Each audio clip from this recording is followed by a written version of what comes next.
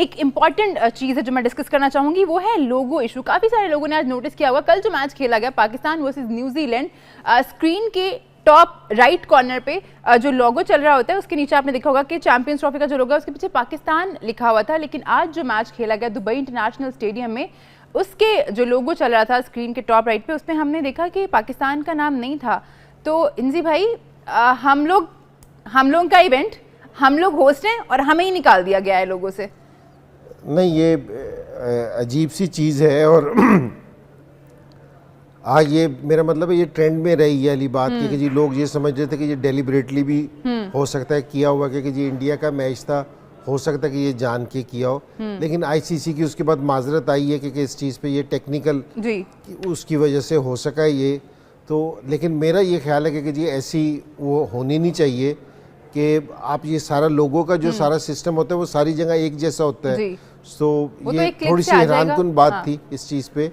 तो लेकिन आईसीसी ने कहा है मेरे ख्याल में पाकिस्तान क्रिकेट बोर्ड को, पीसीबी को, कि ये अगले मैच से ना सारी चीजें क्लैरिफिकेशन आई है। हाँ जी। सकी भाई, मैं आपका भी पॉइंट ऑफ व्यू लेना चाहूंगी, क्योंकि उस मैच के दौरान होना, इंडिया और बांग्लादेश के मैच के दरमियान ये मैच खेला जा रहा था, और उससे पहले और भी बहुत सारी कंट्रोवर्सीज आई थी कि हमने जो है किट पे भी पाकिस्तान का नाम नहीं लिखना है। इंडियन मीडिया काफ़ी देर तक ये बातें भी करता रहा।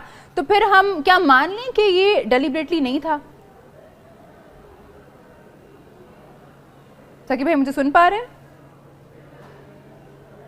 सकी भाई, शायद मेरी आवाज आ रही है आपको? आवाज आ रही है मेरी? जी सकी भाई, मैं सुन पा रही हूँ। मैं लोगों के बारे में आपसे बात करना चाह रही थी, जो कंट्रोवर्सी आज हमने देखी है और आईसीसी की तरफ से जो है वो क्लैरिफिकेशन भी आई है कि ये टेक्निकल इशू की वजह से हुआ है, ऐसा डेलिबरेटली नहीं किया गया। लेकिन सवाल मैं आपसे ये जवाब मैं आपसे ये लेना चाह रही थी कि हमने कुछ टाइम पहले ये भी सुना था, इंडियन मीडिया की तरफ से कहा जा रहा था कि हमें जो इंडिया की किट बनानी है उसमें भी पाकिस्तान का नाम नहीं लिखना।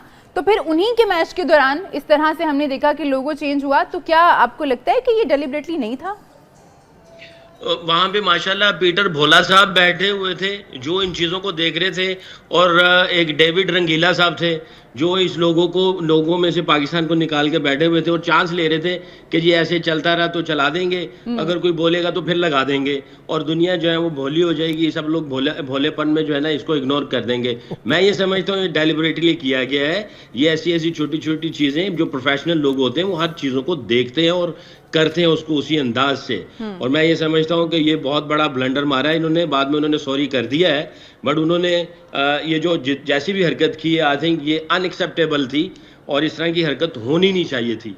क्योंकि जब पता चल रहा है आपको डे वन से कि भाई इंडिया इधर नहीं आना चाहती, इंडिया उधर खेलेगी, फ्लैग का चक्कर हुआ, फलानी चीज़ें हुई और फिर साथ में लोगों का चक्कर हुआ, तो ये जब एक दफ़ा कोई चीज़ हो जाती है, जो प्रोफेशनल ऑर्गेनाइजेशंस होती हैं, जब उनके सामने एक कहीं से भी कोई ऐसा हिंट उनको मिल जाता है तो वो फिर कोशिश करते हैं, उनकी चेकलिस्ट बनी होती है कि 1 to Z 1 से 100 जितने भी पॉइंट्स हैं उन सब को क्लियर करते हैं, मेक श्योर करते हैं हर चीज़ को। तो मैं ये समझता हूँ, जैसे मैंने पहले कहा, कोई डेविड भोला साहब और पीटर रंगीला साहब कोई ऐसे होंगे जो हमें भोला बनाने की कोशिश कर रहे थे। आई थिंक अनएक्सेप्टेबल जो है ना ये उनकी तरफ से जो भी अमल हुआ अनएक्सेप्टेबल होना चाहिए। ये ठीक है, बड़ा बोर्ड है, लेकिन दिल जो है ना वो लगता है कहीं ना कहीं अभी तक बड़ा नहीं है।